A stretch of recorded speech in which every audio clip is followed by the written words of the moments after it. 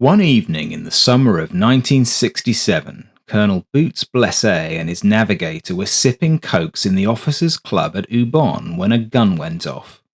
Everyone in the bar spun around to find the source of the noise.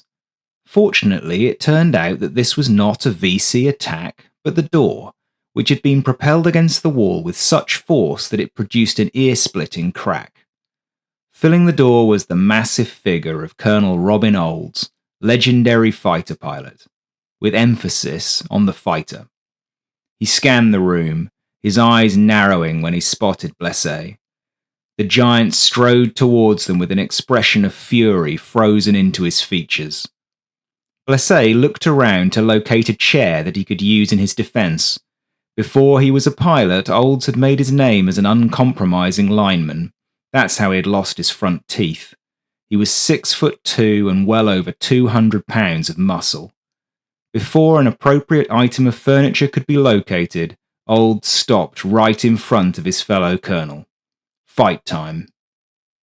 The animosity between these two legendary pilots, Boots Blesse, Korean War double ace and author of No Guts, No Glory, and Robin Olds, Second World War double ace and then the most successful fighter pilot in Southeast Asia, was a recent thing and stemmed from a disagreement about a weapon, the Su-16. But in truth, the source of the issue dated back further.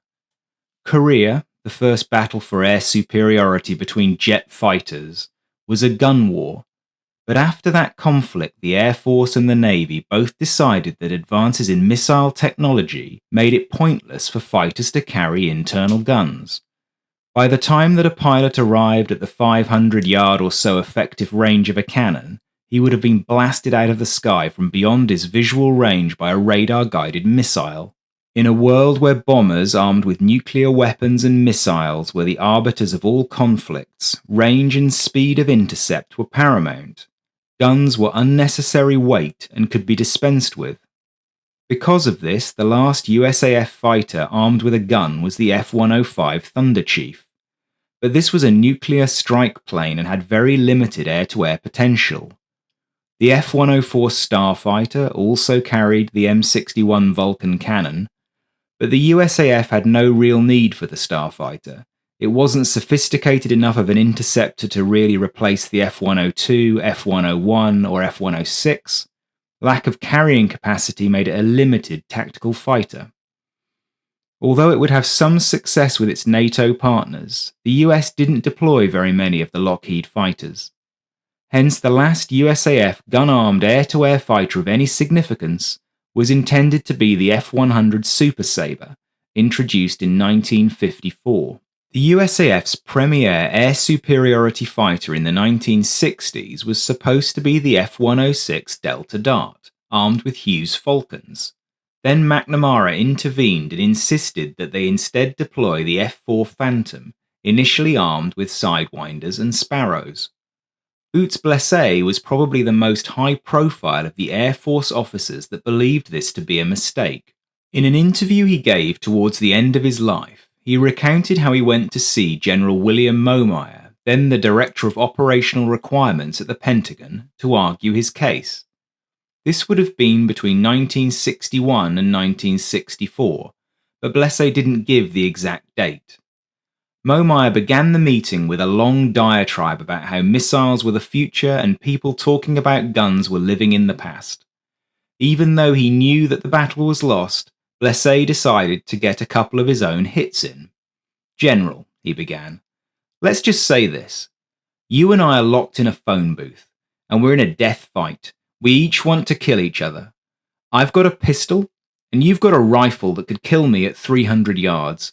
My pistol is maybe only good for, say, 50 yards. But we're in a phone booth. Who do you think's going to win that? Do you think you can get your rifle aimed at me in a phone booth? I can get my pistol aimed at you. So a short-ranged weapon can sometimes be the only thing that you not only need, but the only thing you'll want. It might be the only thing you can use. What good are missiles on the aeroplane if you're inside the range the missile works? What good is that?" Momeyer conceded the point to an extent, but after some blustering dismissed Blesse and his colleagues. The Phantom was delivered to the Air Force without an internal gun. A few years later, in April 1967, Boots Blesse arrived in Vietnam as the Director of Operations for the 366th Tactical Fighter Wing at Da Nang. At this point in the war, it was becoming clear that the Sidewinder and Sparrow combination could be effective, but only if the Phantom pilots were able to put the missiles into a very narrow envelope, and only if the weapons had been well maintained in the run-up to their employment. Numerous pilots were thwarted when their weapons malfunctioned, or they ended up too close to the MiGs to employ them. Blesse had been to Edwards to convert to the Phantom, and either directly experienced or observed most of the external stores that the big fighter could lug up into the air. Amongst these was the Su-16, a big pod that could be carried on the centerline and which contained an M61A1 Vulcan 20mm Gatling gun and 1,200 rounds of ammunition. The system was essentially identical to that carried internally on the F-105, except that the feed was single-ended. In the F-105, spent rounds were retained internally in order to retain the aircraft's trim. In the Su-16, they were ejected from the pod. The gun was driven by a ram air turbine drive system rather than electrically from the aircraft's systems. So in order to achieve the 6,000 rounds per minute firing rate, the aircraft needed to be travelling over 300 miles an hour. There is another pod called the Su-23 that fired using gun gas. This was intended for use on aircraft that couldn't meet the speed restrictions for the Su-16. It weighed 80 pounds more but was functionally identical. The Su-16 itself was a big old unit. It weighed 1,650 pounds. Mind you, if I've done my calculations right, then the 600-gallon drop tank that the Phantom typically carried on the centerline station weighed over 4,000 pounds. The Phantom's immense carrying capacity meant that 2 pods could be carried on the wing stations instead, retaining the centerline tank. Or, theoretically, you could carry 3 pods and accept the fact that you had no range. Which might seem like a decent trade-off, as the fuel tanks lack the Su-16's devastating firepower. If you walk the stream of shells through a target, then it would put a 20mm shell about every 8 inches. Punch enough holes in something like an aircraft wing and the pressure differential between the top and the bottom of the aerofoil will rip it right off. Delivered to the Air Force by General Electric for air-to-ground use, the pod wasn't the most sophisticated of weapons. For example, once loaded with shells, it couldn't be easily unloaded unless you fired them all. Sounds like an open invitation to me.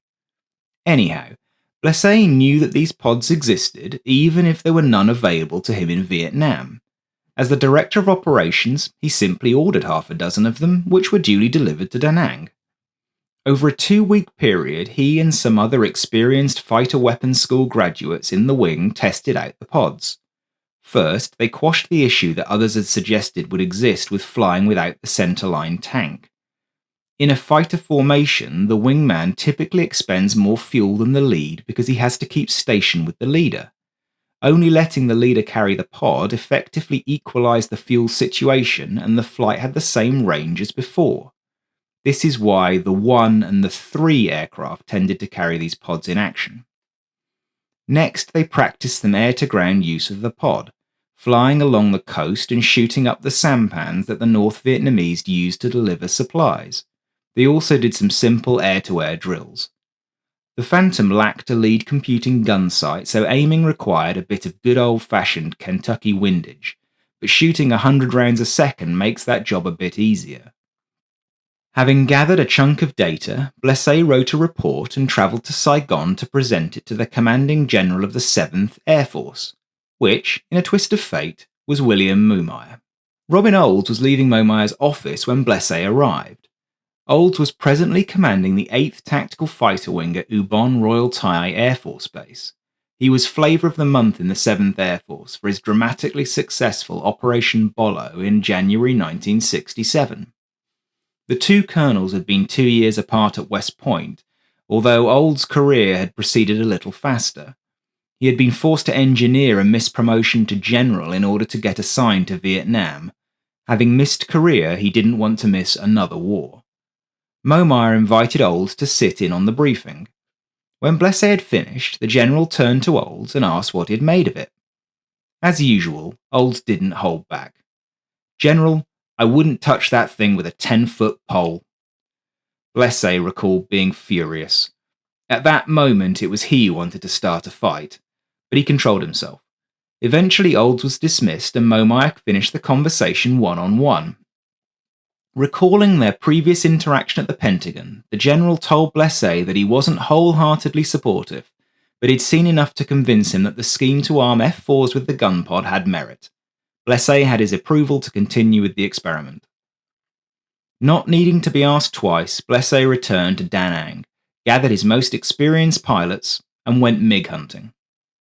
Before I get to what happened next, I'd like to point out that Olds' reaction was extreme but not unwarranted. He based his opinion on the capabilities of his pilots. Only a handful of them were properly trained in air-to-air combat. His fear was that by giving his pilots the gun, then their fangs would grow and they'd do exactly what Blesse wanted and go out MiG hunting. But that wasn't how they were trained to fight. If they tried to fight a MiG-17 pilot on his terms, then the MiG would chew them up. They were trained to use missiles, their aircraft were optimized for their delivery, and therefore they should fight with missiles. Blesse disagreed. On the 14th of May 1967, a flight from the 366th led by Major James Hargrove on a MiG cap spotted two F-105s leaving the target area pursued by four MiG-17s. Hargrove and his wingmen dumped their external tanks and turned to engage. Hargrove took the first flight, leaving the other to the 3 and 4 Phantoms. Having fired Sidewinders and Sparrows without success, Hargrove decided to engage with the cannon. He later recalled that the MiG-17 was in a right descending turn when we attacked from a 20-degree angle off its tail. I opened fire at approximately 2,000 feet from the MiG and continued firing until, at approximately 300 feet, flame erupted from the top of the MiG fuselage. Almost immediately thereafter, the MiG exploded. I broke left to avoid debris, then reversed to the right and saw the MiG in two sections falling vertically towards the ground. Meanwhile, his number 3, Captain James Craig, and his backseater, First Lieutenant James Talley, was also engaged with the MiGs. He also fired a pair of Sparrows without result and elected to go in closer. We sighted 3 MiG-17s at 9 o'clock low in a left turn. I barrel rolled to the right and rolled in behind the trailing MiG. He tightened up his left turn, then reversed hard to the right as I approached gun range. I followed the MiG through the turn reversal, pulled lead, and fired a 2-second burst. Flames immediately erupted from his right wing root and extended past the tailpipe. As I yo-yoed high, the MiG rolled out to wing level in a slight descent, and I observed fire coming from the left fuselage area. I initiated a follow-up attack, however before I could fire, the MiG burst into flames from the cockpit aft and immediately pitched over and dived vertically into the very low undercast. Blesse was understandably ecstatic, doubly so when he realized that his commander was off base in Hong Kong and he got to write the daily operations report. He took his opportunity for revenge. After the usual reports on ground targets attacked, he went on to the air-to-air kills, comparing the relative costs of a few hundred 20mm shells his pilots had fired at $5 a go to the hundreds of thousands of dollars spent on missiles that had failed to hit anything. He concluded by quoting famous West Point General Winfield Scott, a reference that Olds couldn't fail to understand, saying, "Given these results, it's my fixed opinion that there'll be 2 pilots' meetings in the theatre tonight. One will be in Hanoi, and the other at the 8th Tactical Fighter Wing in Ubon." Within minutes of the report going out on the wire, Blesse's phone rang. It was Olds, and he was not happy. There wasn't much that Blesse could do to calm him down. Eventually, Olds ran out of expletives and slammed the phone down. A few weeks later, Blesse was returning from a sortie when the weather turned nasty. There was no way back to Da Nang, so he diverted to Ubon. And that's how he ended up in a bar, facing Robin Olds. As he loomed over the 2 aviators, Olds' face broke into a huge grin. He extended a hand like a meat hammer. "You know, it's been a long time since I got my ass chewed by a junior colonel," he said. That charisma and occasional humbleness was, in Blesse's opinion, what made Olds one of the best fighter commanders of all time. By the end of Rolling Thunder, F4s armed with the gun pod had scored 10.5 kills, 7.5 MiG-17s and 3 MiG-21s. Although the Phantom's main weapon remained the Sparrow and its most effective weapon remained the AIM-9 Sidewinder, the Vulcan cannon was a valuable addition to its arsenal. By the time that Linebacker started, the USAF could also field the F-4E, featuring a nose-mounted Vulcan. US aviators would score 5 further kills with the internal gun before the war's end. Although it took nearly a decade, Boots Blesse got his point across. The simple conclusion we could draw from this story is that fighters should have guns. We wouldn't want to get caught in a phone booth without a pistol, after all.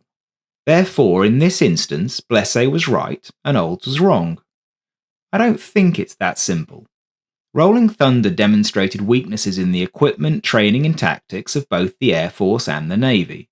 During the pause before Linebacker, both services sought to improve matters. The Air Force deployed the gun-equipped F-4E Phantom. The Navy improved the Sidewinder and started programs like Top Gun to improve training. Famously, in Linebacker, the Air Force kill ratio improved slightly to 1.85 to 1. The Navy's soared to 12 to 1. They simply avoided getting trapped in the phone box in the first place. The foundational issue was air-to-air training. With that, pilots could maximize their use of the weapons they had. Adding a gun gave them another option to use, but it wasn't a silver bullet, as it were. It's important in my view to note that it was only the most experienced pilots in the 366 that flew with the pod. So, fortunately for their legends and reputations, in this case I think both Olds and Blesse were right.